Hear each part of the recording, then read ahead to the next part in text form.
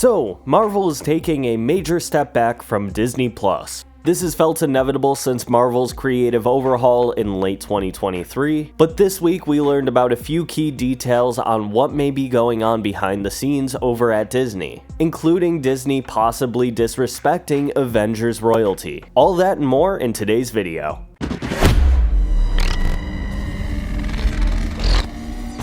Before we get started, I just wanted to thank everybody for your wonderful mailbag questions. I've been having such a blast reading and answering them, and if you were unaware, you can leave a comment down below with the hashtag mailbag and we will answer your question in a later video. I've got a couple that I'm going to be answering at the end of this video, so stick around for that. But on to our main topic, the future of Marvel television. So a recent report has come out that Vision Quest will be the final Disney Plus series in the MCU to focus on a major character from the movies. Now, this report does come from Jeff Snyder, who can be pretty unreliable sometimes, but I can understand why Disney would make this decision. Disney Plus subscriptions have been down given the recent price raise, the higher budget Disney Plus shows haven't performed as well as they wanted to, and some of the box office receipts for characters that were featured pretty heavily on Disney Plus weren't as great as they could have been. Now, there's a whole bunch of factors that go into this, and I covered it pretty heavily in a video yesterday, so I'm not going to go too in depth about this. But Marvel is aware that they've had an overwhelming number of projects and it has begun to feel like homework for a lot of viewers. But I also think a big reason of why they're doing this is because of budget. Recently, Jeremy Renner talked about how he was offered Hawkeye Season 2, but he would only be making half of his original salary from the first season, which does feel extremely disrespectful for one of the original 6 Avengers, but I think there is a reason why that number was reduced. The main aspect being the budget of the second season is probably much lower than season 1. The first season of Hawkeye reportedly had a $150 million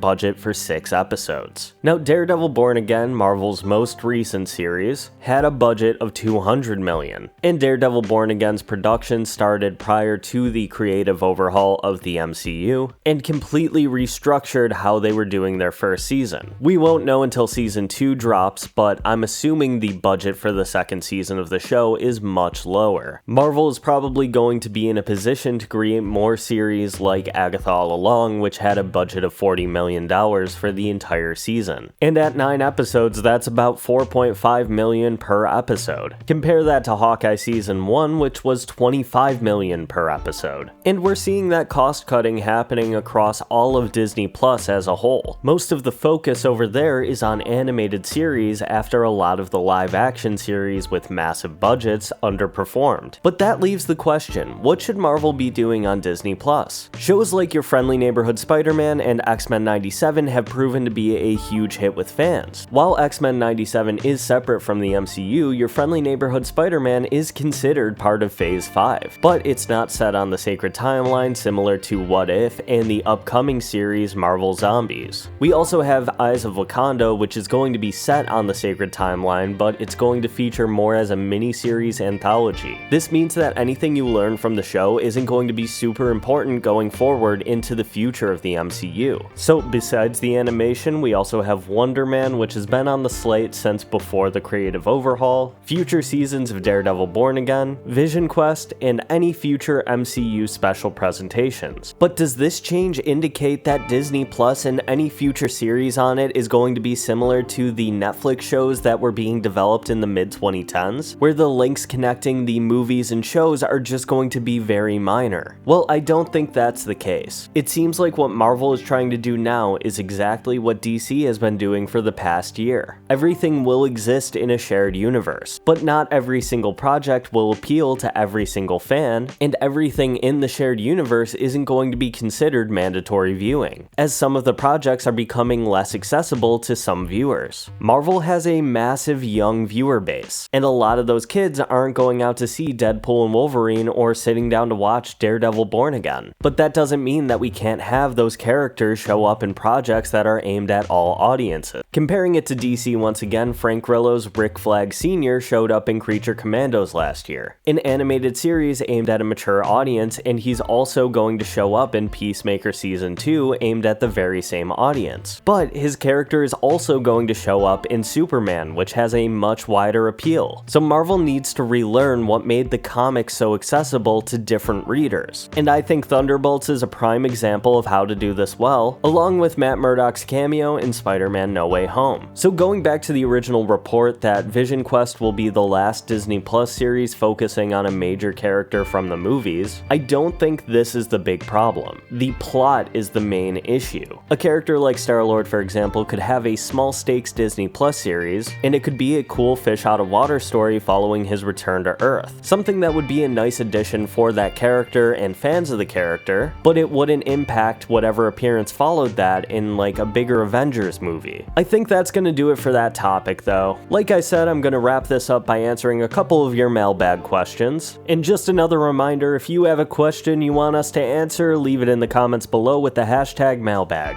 Our first question comes from Carbonite Crew 66 asking, has Marvel lost its identity trying to appeal to everyone? And what will it take to win back the core fans who made the MCU a global phenomenon? Well, as I said in this video, I think the big problem was that Marvel was trying to cater every single project to appeal to everybody. Marvel will have its characters and projects that will do this. Spider-Man and Avengers movies are going to be the two main things driving the MCU. But I think following Secret Wars, we're going to start seeing a division of storylines. We'll have to follow street-level characters and what they're up to, the mutants and what's going on with them, the Fantastic Four and their storylines, the individual Avengers that will have their own movies, and of course the big crossover events. Now, I think Marvel can build to those crossover events the same way we saw in the Infinity Saga, but every single movie and project shouldn't have the promise or be building to one single big crossover event. Marvel needs to dial back and focus on self-contained stories first. Now, the Infinity Saga was a lot smaller, but I feel like that has the perfect groundwork for how they should be doing this. The appearances that Thanos made leading up to Infinity War were very small, but they were effective, and they mostly happened during the big crossover events. And Kang the Conqueror is a great example of how not to do this. His first appearance and big reveal of what to expect was in Loki Season 1, followed by being the main antagonist of an Ant-Man movie, and his storyline just kind of coming to an end in Loki Season 2.